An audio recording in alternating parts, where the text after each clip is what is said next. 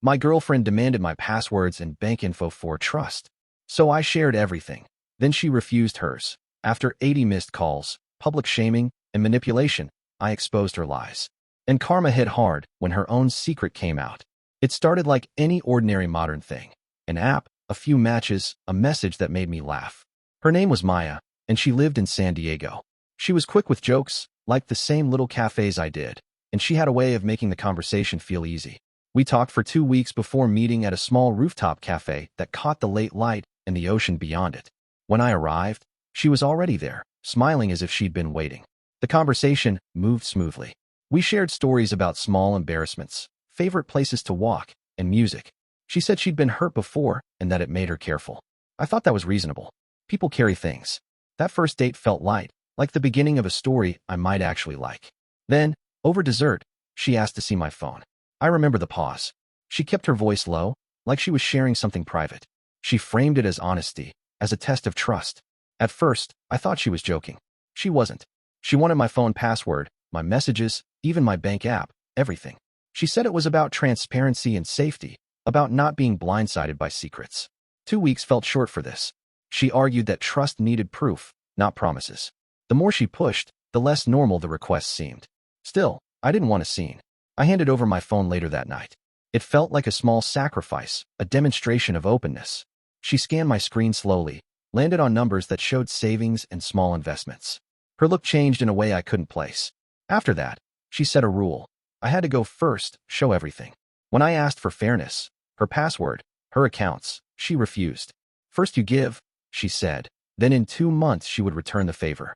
It sounded like bargaining dressed as romance. It felt wrong, but she wrapped it in stories about being burned before. She made me feel the problem was mine if I hesitated. Small things added up. She angled her phone so I couldn't see. She muted notifications during conversations. When my phone buzzed, she watched it the way someone watches a scoreboard. Her requests grew. After the first few times, she asked to see investment details. I brushed it off as insecurity once.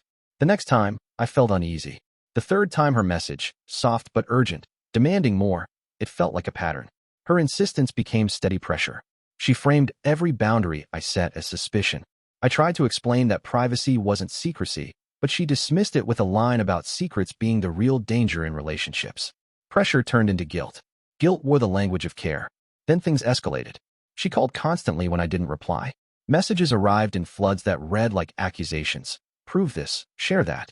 When I didn't answer her way, she posted a vague story suggesting dishonesty, times so friends would notice.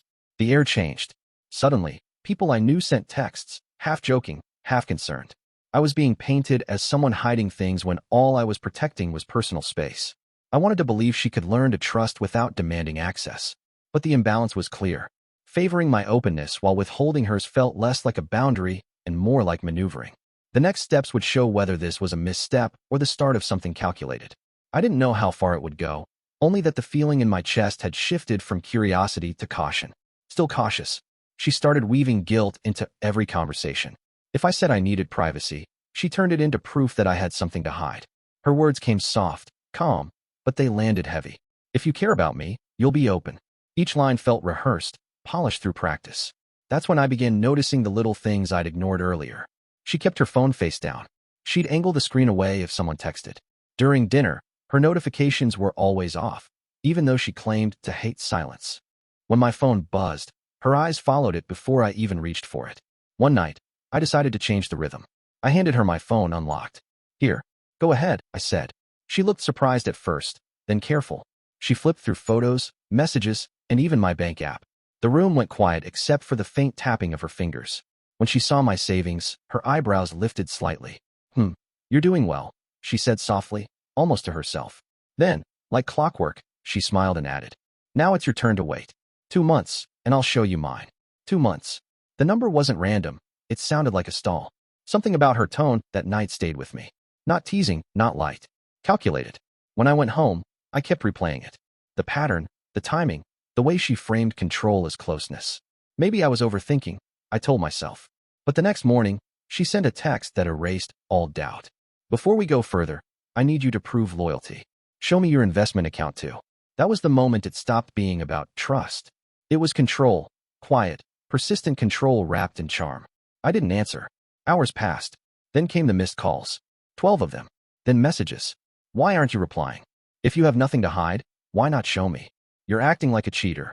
It wasn't concern, it was possession. That evening, I finally replied. Maya, this isn't about hiding anything. It's about boundaries. Her response came seconds later. Boundaries are for people with secrets. That line sat with me longer than it should have. I realized she wasn't looking for a relationship. She was building a test, one I could never pass. The more I gave, the more she'd demand. Every hesitation would be treated as guilt. Every no would become proof of wrongdoing. Over the next few days, her tone swung between sweetness and suspicion. She'd send pictures from cafes we used to visit, followed by sharp little remarks about honesty. When I didn't react, she sent one final message that night. If you really want to make this work, stop being scared to be transparent. The irony made me laugh, bitterly. The woman who hid her own phone wanted my full digital life on display. I didn't know it then, but this was the start of her losing control, not because I fought her, but because I stopped playing along. 2 days passed without a single word from me. No texts, no calls, no explanations. That's when she snapped. At first, it started subtly. I noticed mutual friends posting cryptic quotes about fake partners and men who hide things. Then one of my friends sent me a screenshot. It was from her story. She'd posted a blurred-out chat. Mine, captioned, "When they say boundaries, they really mean lies." Another post followed, showing a cropped photo of us with the caption, "Never trust someone who preaches privacy." The likes were piling up. Comments too. People were asking, what happened?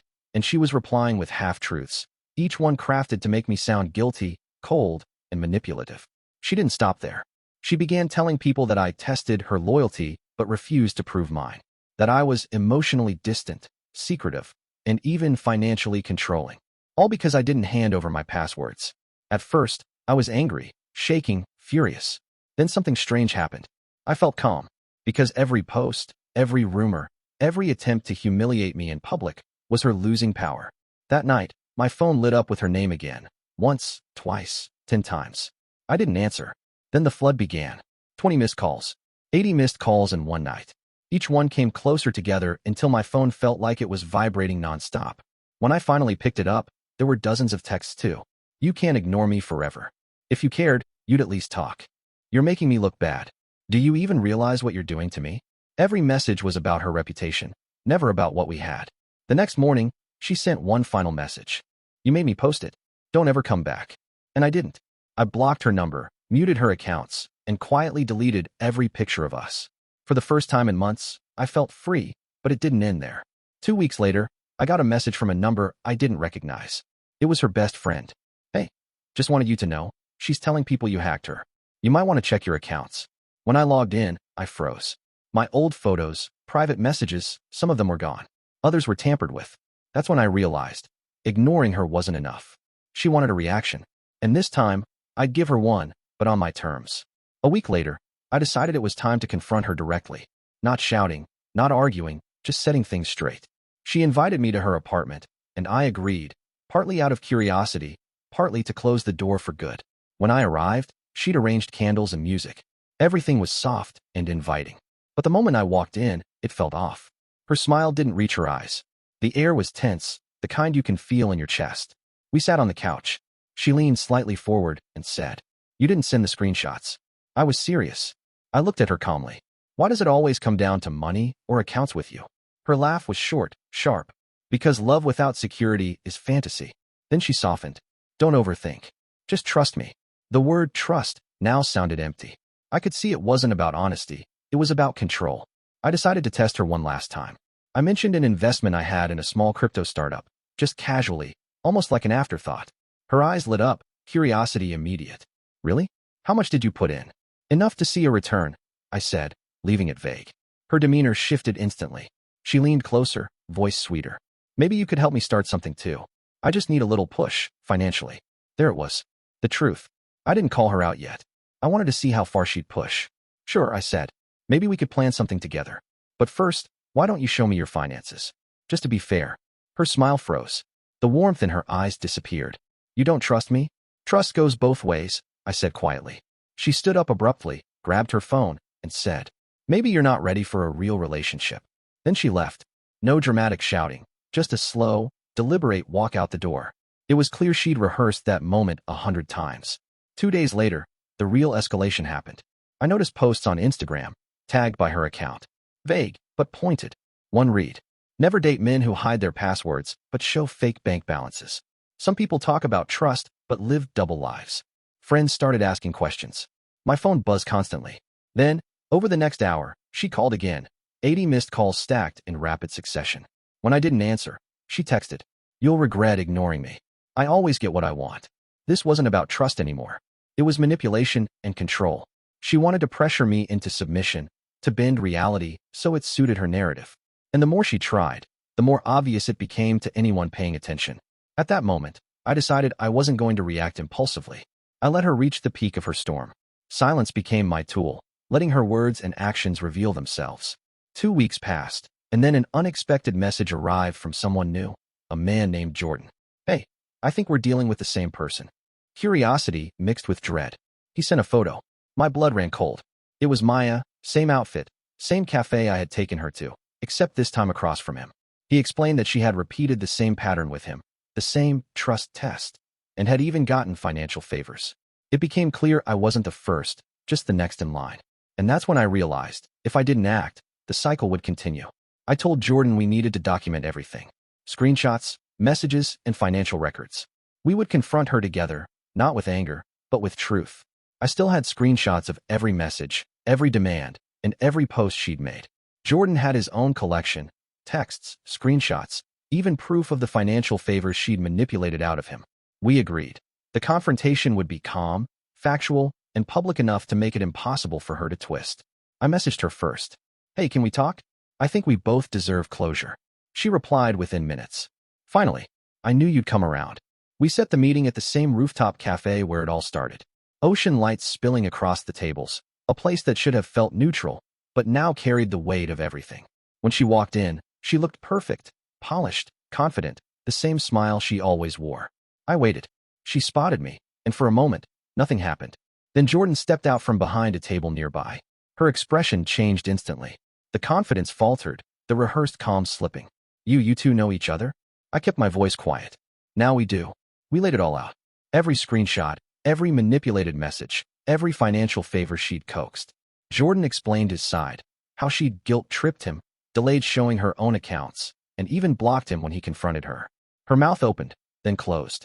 She tried to speak, then muttered, "You both misunderstood. It's not what it looks like." But it was exactly what it looked like. She left in a rush, unsteady this time. No smoothed-over exit, no rehearsed lines. It was raw and finally real. 2 weeks later, karma hit further.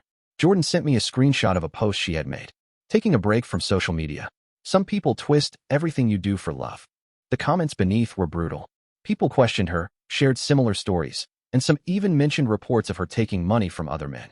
The polished image she had built cracked completely in public. 3 months later, I ran into her by chance in a bookstore. She looked smaller somehow, quieter, humbled. She approached slowly and said, "I didn't mean to hurt you. I just didn't want to be the one left behind again." I didn't argue. I only said, "Trust isn't built on passwords or bank balances, Maya. It's built on respect." She nodded, eyes glistening. "You were the only one who didn't fall for it."